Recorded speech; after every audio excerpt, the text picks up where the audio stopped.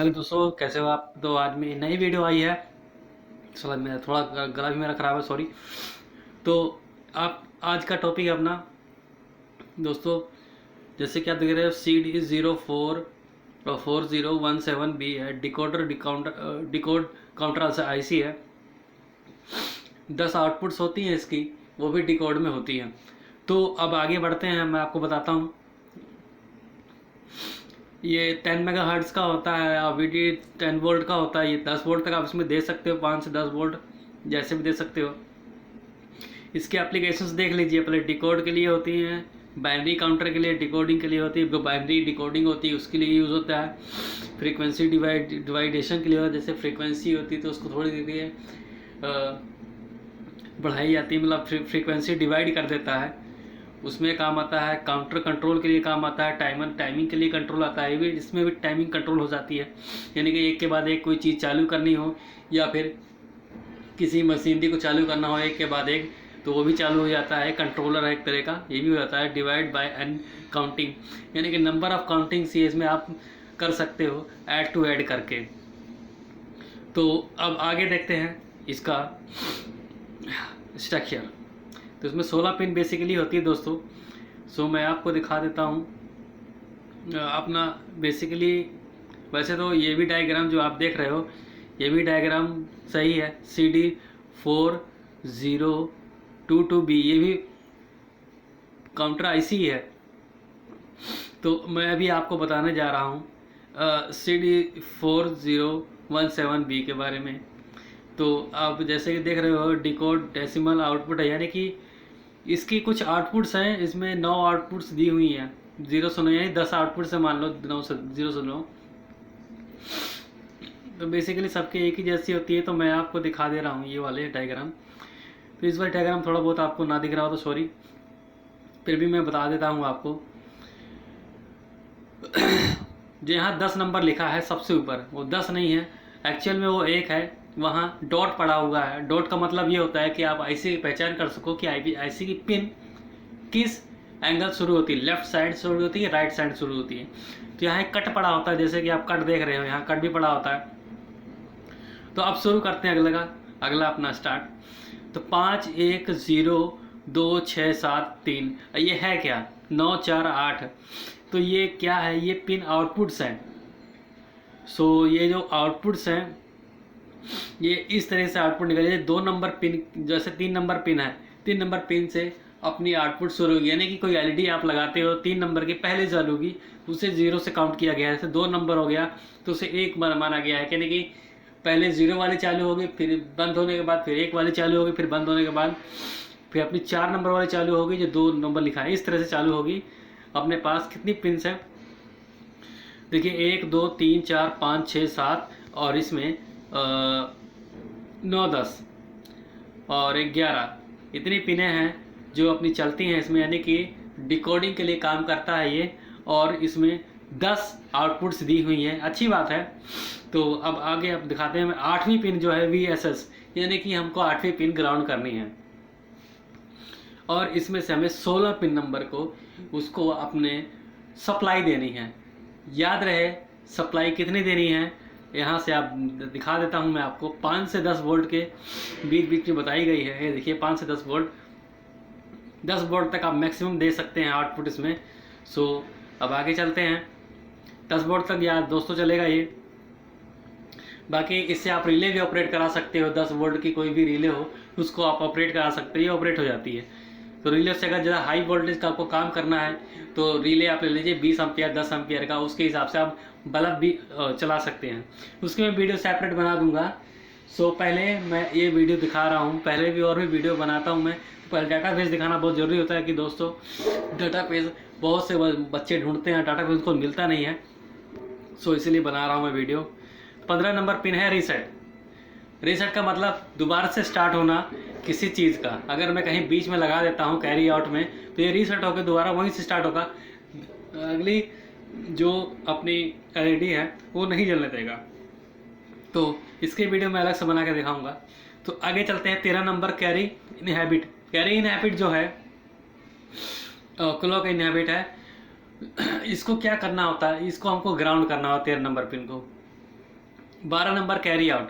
Carry out का मतलब ये होता है अगर ऐसी ही आईसी आपको अनदर आईसी जोड़नी है तो इसका जो कैरी आउट है वो 12 नंबर से निकाल के आपको अनदर जो पिन आएगी, मतलब कि अनदर जो भी आईसी है ऐसी ही आईसी एक और, उसमें आपको जो इसमें की एक सिंगल वायर लेके जानी है और 14 नंबर में जाकर उसको जोड़ देनी है और कुछ नहीं करना है। इससे कैरी आउट हो जाएगा, अगली आईसी भी ऑपरेट हो जाएगी। आपको एक ही टाइमर लगाना पड़ेगा। इसमें क्लॉक सिग्नल आपको देना पड़ता है। क्लॉक सिग्नल यानी कि ऑन ऑफ सिग्नल आपको देना ही पड़ेगा, तभी क्लॉक अपना काम करेगा। तो अब आगे चलते हैं। 14 नंबर पिन जो है क्लॉक, जैसे मैं बताया कि क्लॉक पिन है, तो बेसिकली थोड़ा सा इसका यही काम होता है। तो अभी मैं आपको और दिखा देता हूँ। अगर मान लीजिए अगर आपको ये भी चाहिए, ये वाली आईसी भी चाहिए, तो ये भी देख लीजिए आप। इसमें एनसी का मतलब होता है नो कनेक्शन, यानी कोई कनेक्शन नहीं देना है, ये पिन आपको खाली छोड़नी है। बेसिकली दोस्तों 12 नंबर के जो पिन है CD4017 भी 12 नंबर के पिन भी आप इसको छोड़ सकते हो, कोई बड़ी बात नहीं है। अगर आपको एक ही आईसी चलानी है तो इसको 12 नंबर के पिन को एनसी मान के आप चलिए कि इसमें कोई कनेक्शन नहीं होगा, बाकी सारे कनेक्शन होंगे। सो अभी आगे आपको दिखाते हैं कैरेक्टरिस्टिक्स दिखा देता हूँ मैं आपको। सप्लाई वोल्टेज रेंज देखिए, सप्लाई वोल्टेज मिनिमम 3 है, मैक्सिमम 18 वोल्टेज है। वी यानी इसका यूनिट है, यानी कि वोल्टेज यूनिट्स जो मापा जाता है। मेगाहर्ट्ज, मेगाहर्ट्ज का मतलब है clock input frequency. Clock input frequency CL capacitor load पे, तो मेगाहर्ट्ज में है 2.5, यानी कि अब देख लीजिए 5 वोल्ट पे 2.5 है, 10 वोल्ट पे 5 मेगाहर्ट्ज, 15 वोल्ट पे 5.5 है। तो इतना ही चलेगा इसमें। और अब आगे चलते हैं। क्लॉक पल्स विड्थ, यानी कि विड्थ, आप विड्थ कितनी बढ़ा सकते हो, मिनिमम मैक्सिमम। तो इसमें 5 वोल्ट पे 10 वोल्ट 15 वोल्ट पे कितनी है, इसके 200 विड्थ बढ़ा सकते हो, 90 60 नैनो सेकंड के लिए, यानी कि कुछ सेकंड, यानी कि 1 सेकंड से भी कम सेकंड, यानी मिली सेकंड, यानी कि नैनो सेकंड में आप इसको 200 नैनो सेकंड तक आप उसको रोक सकते हो। यानी कि 1000 नैनो सेकंड का 1 सेकंड होता है भाई साहब। मैं आपको बता दे रहा हूँ, आप फिर से सुन लीजिए, 1000 नैनो सेकंड का 1 सेकंड बनता है। तो इसलिए 200 नैनो सेकंड, 90 नैनो सेकंड और 60 नैनो सेकंड तक आप इसकी विड्थ बढ़ा सकते हो, यानी कि क्लॉक की विड्थ बढ़ा सकते हो आप। और clock rise and fall time, इसमें तो अनलिमिटेड है।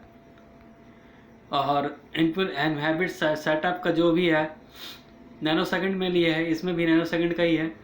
रीसेट आउटपुट विड्थ, यानी कि रीसेट, यानी कि जब आप रीसेट करोगे तो कुछ नैनो सेकंड के बाद वो रीसेट होगा। वो कौन सी वोल्टेज पे आपको करना है वो आपने देखना है, डिसाइड करना है।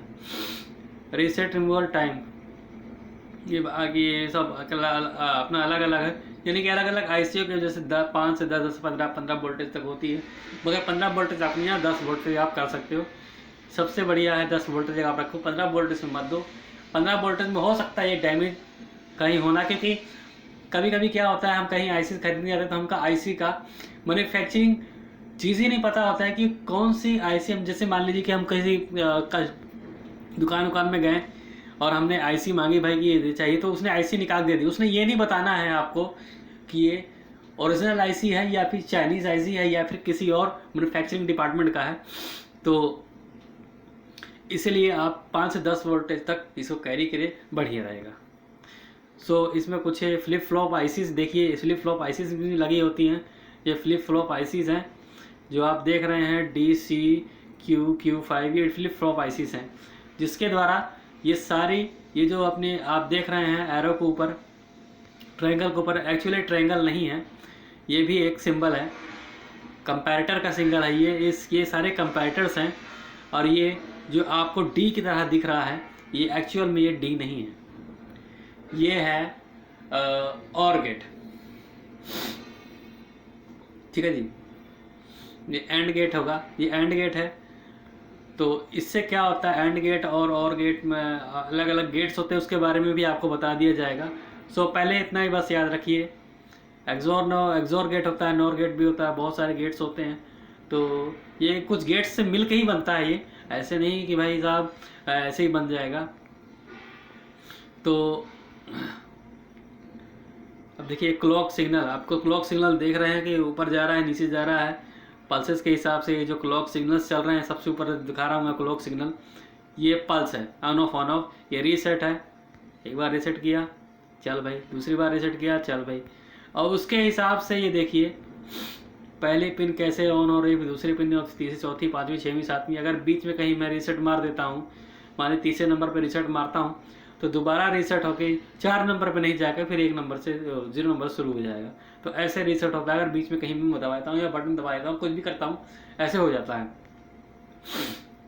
तो कैरी आउट तो मैंने आपको बता ही दिया क्या होता है कैरी आउट। सो ये डायग्राम कुछ ऐसे ही है। तो सॉरी, वो जो डायग्राम दिखाया था वो भी सही है, ये भी जो डायग्राम दिखाऊँ ये भी सही है, इसमें कोई ज़्यादा राय नहीं है दोस्तों। और इसमें आगे जाके आपको काफ़ी कुछ देखने को मिल रहा है, स्टैटिक इलेक्ट्रिकल कैरेक्टरिस्टिक्स, यानी कि ये रैपिडली कैसे बढ़ रहा है, रैपिडली कैसे घट रहा है, उसके कैरेक्टर स्केच है, लो है इम्पीडेंस, आउटपुट इम्पीडेंस, सब कुछ है इसमें। तो आपको ये मिनिमम मैक्सिमम आपको पहले भी फिर भी दिखा दे रहा हूँ, अगर आपको किसी को डाटा शीट चाहिए तो मैं डाटा शीट देख सकता है, अगर किसी को डाटा शीट मंगानी है तो मैं उसका PDF बना के उसको दे दूंगा, बस कमेंट कीजिए तो मैं दे दूंगा। बाकी आपको दिखा दे रहा हूँ कैसे क्या है। दोस्तों इसको करना थोड़ा आसानी है, ज़्यादा मुश्किल नहीं है। ये देखिए जैसे कि इसमें दिया हुआ है, आपको कर सकते हो, इस तरह भी आप इसको जोड़ सकते हो, कोई डिफ़िकल्ट चीज़ें नहीं है। ये आपको बताया गया, ये डायग्राम है कुछ इसके, अब इसका डायग्राम डिफ़िकल्ट हो गई, कौन सा सिंपल होगा डायग्राम, तो इसका थोड़ा डायग्राम ऐसे हैं। बाकी पैकेजिंग ऑपरेशंस हैं, यानी कि कौन कौन से पैकेजिंग के साथ क्या क्या आते हैं, बहुत सारे पैकेजिंग्स आते हैं, मगर सारे पिन्स जो होते हैं दोस्तों सब 16 पिन के होते हैं। अलग अलग मॉडल्स के आ सकते हैं, जैसे कि इसमें मॉडल्स आप देख सकते हो, अलग अलग मॉडल्स के नाम लिखे हैं, सब कुछ मिले हैं, सब एक्टिव रीजन के हैं। तो PDIP पैकेज टाइप का है, CDIP जो पैकेज टाइप है, किस तरह का पैकेज है, आपको छोटा चाहिए, बड़ा चाहिए, या फिर ट्राइंगल या फिर स्क्वायर में चाहिए, उसके भी हैं। तो उस हिसाब से इसमें सब कुछ दिए हुआ, पैकेज क्वांटिटी क्या है सब लिखा हुआ है इसमें, लेवल लिखे हैं, कौन कौन से लेवल्स हैं, NO है, NC है, क्या नहीं, सब कुछ लिखा हुआ है। सो दोस्तों मैं कुछ यही डाटा शीट ही आप देखना चाहते थे, मैं डाटा शीट दिखा दिया हूँ। बाकी अगर आपको ये देखना है पिन कॉन्फ़िगरेशन के लिए, अगर आपको कोई बनाना चाहता है अपना, तो देख लीजिए कैसे क्या है, इनके लेंथ है क्या विड्थ है, तो इसके हिसाब से इसमें सब कुछ लिखा हुआ है। डायामीटर लिखा हुआ है, इसका मैक्सिमम मिनिमम कितना डायामीटर है आप देख लीजिए, किसी को भी क्या जो भी चाहिए पैकेजेस के हिसाब से अपना स्क्रीनशॉट खींच के देख लीजिएगा। तो दोस्तों वीडियो बहुत लंबी हो गई है और मुझे ये वीडियो अब स्टॉप करनी पड़ेगी। बाकी अगर अच्छी लगे वीडियो सब्सक्राइब जरूर करना भाई साहब, क्योंकि आपके एक सब्सक्राइब से मेरा हौसला बढ़ता है। Thank you.